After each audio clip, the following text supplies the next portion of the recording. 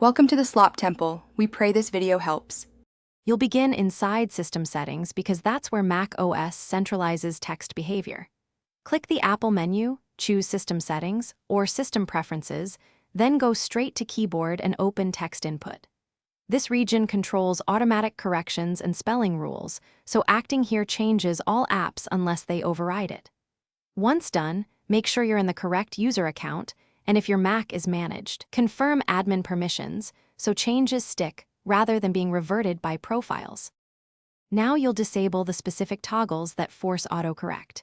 In text input, switch off correct spelling automatically and any capitalize words automatically or add period with double space options. Make sure the active language and input source are correct. Different languages have separate correction rules. If an app still autocorrects, open its Edit or Preferences menu.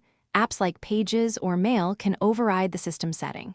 Once you flip those switches, close Settings and continue to test in a text field to see instant finish by testing.